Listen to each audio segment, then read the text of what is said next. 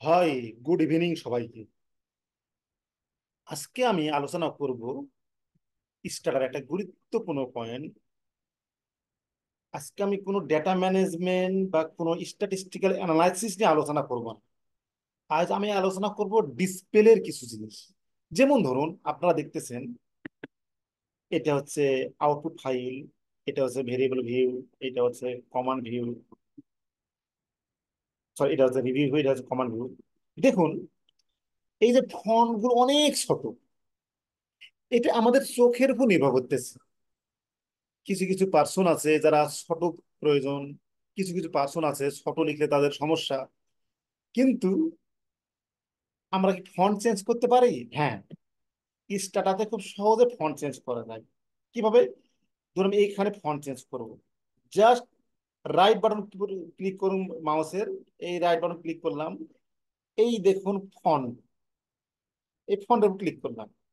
এরপর আমি দেবো, এখানে কত ছিল, এখানে ছিল 10, আমি দেবো 20। আমার চোখের সমস্যা না 20।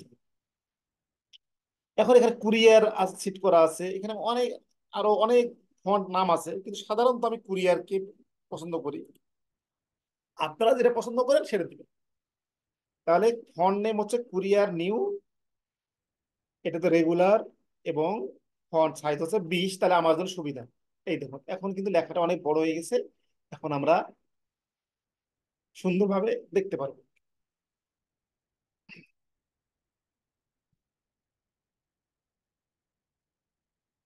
এই দেখুন,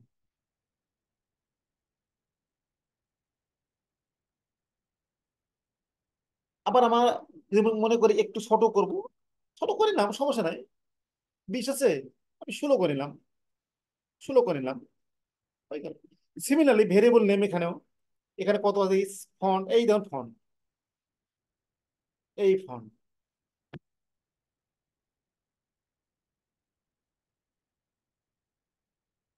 ক্লিক করলেন, এই ফন্ট, ফন্টে ক্লিক করলে এখানে 10 আছে, এখানে আমি ধরেন 18 করলাম।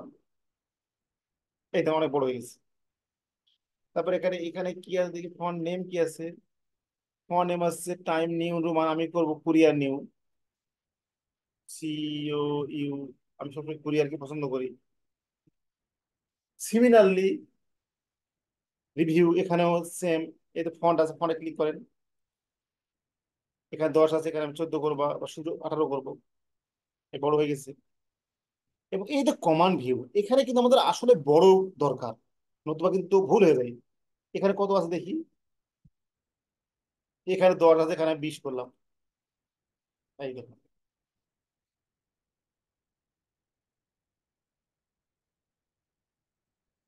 এই মোড়কে আমি অফ করে দিই।